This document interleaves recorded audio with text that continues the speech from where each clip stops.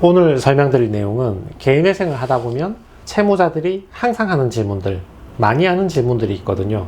거기에 대해서 미리 한번 답변을 드리겠습니다. 자, 첫 번째 질문. 금지 명령이 나오지 않으면 어떻게 됩니까? 맞습니다. 금지 명령은 무조건 나오지 않습니다. 일단 금지 명령이란 것은 채권자가 채무자에 대해서 가압류나 가처분이나 압류, 그리고 추심하는 행위, 전화, 방문 등 일체의 독촉 추심 행위를 못하도록 막는 것을 금지 명령이라고 하거든요. 개인회생을 신청하면 법원이 채무자를 위해서 채권자에게 독촉하지 말라고 금지 명령부터 내리고 채무자를 보호부터 하고 채권자의 개별적인 독촉 추심 행위를 금지를 합니다. 지역에 따라서 차이가 좀 있긴 한데 현재로서는 서울회생법원이 금지 명령이 좀 잘 나오는 편이고 광주법원이 금지 명령이 상대적으로는 조금 더 인색한 모습을 보일 때가 있습니다. 사건에 따라서도 차이가 좀 있는데요. 내가 이번에 개인회생을 2번째나 3번째 신청하는 사람이다. 내 채무 발생의 이유가 도박, 타치, 탕진의 비율이 높다. 나의 전체 채무 중에서 최근에 대출받은 비율이 높다. 이런 분들은 금지 명령이 나오는 경우도 있지만 나오지 않는 경우도 종종 있습니다. 근데 사실 금지 명령이 안 나와도 큰 차이는 없습니다. 지나고 보면 별 차이는 없어요. 왜냐하면 어차피 내가 개인회생을 법원에 접수해서 사건 번호만 나오면 그 사건 번호를 카드사 직원이나 캐피탈 직원한테 불러주면 대부분의 독촉 추심 행위는 중단이 되거든요. 금융사 직원 입장에서도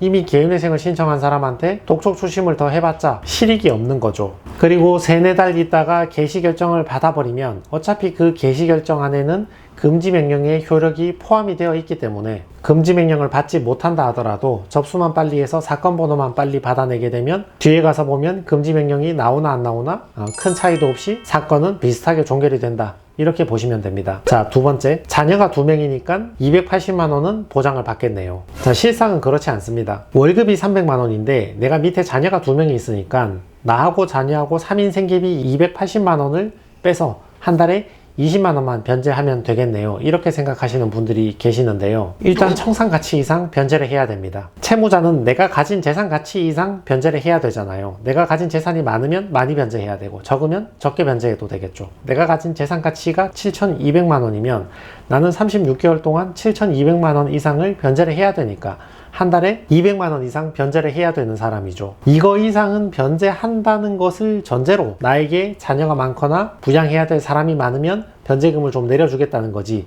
이 돈을 변제 못하면 자녀가 있다 이런 얘기는 할 필요도 없는 거죠. 내가 자녀가 10명이 있다 하더라도 청산가치 이상은 반드시 변제를 해줘야 됩니다. 그래서 재산가치나 청산가치가 많은 사람은 자녀가 있는 것은 별 관계없는 얘기가 될 가능성이 높고, 내가 가진 재산이 하나도 없다 이런 분들은 자녀가 많으면 변제금을 내릴 수 있는 이유가 될 수 있죠. 또 한편으로는 배우자가 있으니까 배우자가 1명 키우면 되겠네, 이것도 법원의 논리이거든요. 자녀가 둘이 있는데 굳이 채무자가 혼자서 자녀 2명을 다 키울 필요성이 있는가? 배우자도 성인인데 본인이 나가서 일해서 자녀 하나 부양하고 채무자는 1명의 자녀만 부양해서 최대한 열심히 변제하는 게 이치에 맞지, 이 집 배우자를 집에서 전업주부를 시켜주기 위해서 채무자가 부양가족을 전부 집어넣어서 변제금을 요만큼 내겠다는 게 말이 되느냐? 이것이 법원의 기본적인 태도이거든요. 그러면 채무자 본인하고 자녀 1명하고 2명을 합치면 2인 생계비 220만원만 보장을 받게 되는 거죠. 다만 예외적으로 자녀가 매우 어리다거나 배우자가 몸이 아프다거나 일할 수 없는 사정이 있다거나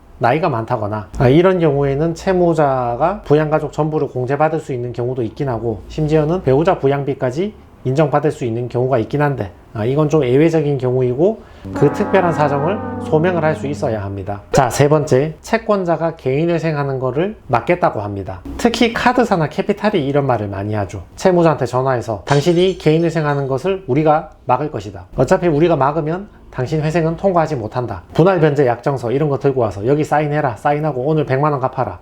못 갚으면 우리가 어차피 개인회생 못하게 막아버리겠다. 잘못된 주장입니다. 개인회생 같은 경우는 채권자한테 동의권이 없거든요. 일반회생이나 법인회생 같은 경우는 채권자한테 동의를 받아야 됩니다. 변호사가 대표자하고 같이 구상을 해서 이 채권자들을 설득해서 동의를 받아야 됩니다. 그리고 그 동의의 비율이 일정 비율을 넘어가야지 법원에서 변제 계획안을 인가를 내려주거든요. 근데 지금 이걸 알아보시는 분들은 법인회생이나 일반회생이 아니라 개인회생을 알아보시는 분들이잖아요. 여러분들은 은행이나 카드사 같은 채권자한테 동의를 받으실 필요가 없습니다. 그게 요건이 아닙니다. 그럼 채권자 동의도 없이 법원 마음대로 채무를 감축해버린다는 뜻입니까? 네, 맞습니다. 냉정히 말하면 법원이 보고 적당하다 싶으면 채무를 감축하고 일부 채무는 분할 변제하고 나머지는 탕감하고 끝내버리는 것이지 채권자의 동의를 요하지 않습니다. 한편 이의신청 제도는 있긴 하거든요. 채권자 입장에서도 할 말이 있잖아요. 예를 들면 저 채무자가 재산이 있는데 은닉하고 개인회생을 하고 있다. 이렇게 이의신청을 제기할 수 있거든요. 이렇게 이의신청을 제기할 수 있도록 채권자에게 기회를 주고 그게 서면만으로는 부족할 경우에는 채권자 집회기일에 출석해서 채권자가 자기 의견을 개진할 수가 있거든요. 다만 그것은 이의를 제기할 수 있다는 거지 그 사람이 반대한다고 회생이 안 된다, 동의권이 있다 그런 뜻은 아닙니다. 그러니까 채권자가 회생을 막겠다, 반대한다 이런 거는 너무 염려 안 하셔도 됩니다. 그러니까 사기죄의 유죄에 이를 정도로 중대한 비위나 범법행위나 편법, 탈법 행위가 있다. 이런 사람들은 채권자 눈치를 봐야겠지만 그게 아닌 일반적인 자영업 대출이나 생활비 대출이다. 돌려막기 한다고 썼다. 이런 분들은 채권자의 반대를 너무 염려 안 하셔도 괜찮습니다. 자, 네 번째 질문. 직장에 피해가 가면 어떡합니까? 자, 직장에 피해가 가는 건 없습니다. 오히려 개인회생을 안 하면 직장에 피해가 가겠죠. 그럼 언제 직장에 피해가 가는가? 채권자가 채무자의 월급을 가압류나 압류할 때 그 결정문이 법원 회사 대표자한테 송달이 되잖아요. 그럼 대표자는 받아서 이걸 어떻게 처리해야 되는가? 공탁을 해야 되나? 어떻게 해야 되나? 고민이 되겠죠. 이럴 때 피해가 가는 것입니다. 또는 채권자들이 직장으로 찾아가서 돈 달라고, 돈 갚으라고 업무에 지장을 주게 되면 이때 회사에 피해가 가는 거죠. 근데 개인회생을 신청하면 이러한 독촉 추심 행위들을 막아버리잖아요. 월급 압류를 막아버리고 나를 향해서 독촉 추심 오는 행위들을 막아버리죠. 오히려 직장에 가해지는 피해를 막아주고 직장에 소문나는 것을 최대한 막아주는 게 개인회생 제도이죠. 결국 직장이라는 것은 이 개인회생 제도에서 제3자에 불과한 거죠. 이 개인회생을 신청한 것은 채무자 본인이고 직장은 제3자에 불과한 거죠. 그러니까 개인회생을 했다는 이유로 직장한테 피해를 주는 것은 거의 불가능한 일이죠. 자, 다섯 번째. 재판이 몇 달 걸립니까? 6개월 걸린다고요? 그럼 6개월 동안 계속 이자를 내야 되나요? 아, 그만큼 낼 돈이 없는데. 요거 잘못된 정보입니다. 개인회생을 신청하면 이자를 내지 않습니다. 신청한 그날부터 접수해버리면 그날부터 이자를 내지 않습니다. 개인회생에서 중요한 거는 채권자 평등이죠. 채무자가 1억 채무가 있는데 3천만 원 변제하고 7천만 원 탕감을 받잖아요. 근데 3천만 원을 국민은행에게 다 주고 우리 은행한테 10원도 안 준다. 이건 말이 안 되잖아요. 다 똑같은 채무자인데 A은행이든 B은행이든 C캐피탈이든 D카드사든 다 모았으면 똑같이 대우를 해줘야지. 채권 금액에 비례해서 다들 공평하게 배당을 해줘야지 누구는 더 주고 누구는 덜 주고 이러면 안 되는 거죠. 그러면 재판에 공정성이 없는 거죠. 법원은 그렇게 공정하게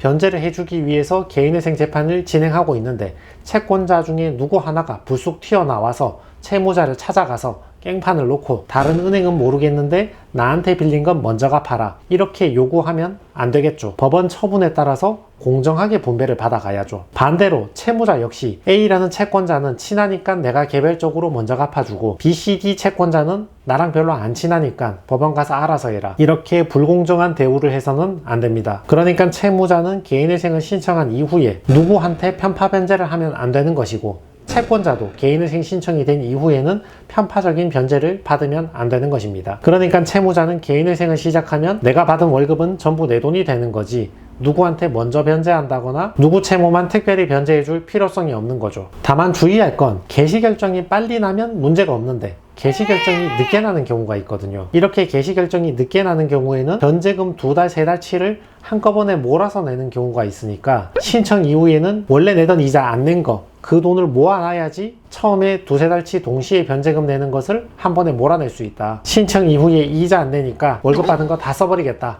이렇게 하시면 나중에 변제금 내는 게 힘들어질 수 있습니다. 자, 그래서 채무자들이 항상 묻는 질문, 자주 묻는 질문을 정리해 보았는데 여러분 채무 탕감에 도움이 되었으면 좋겠습니다.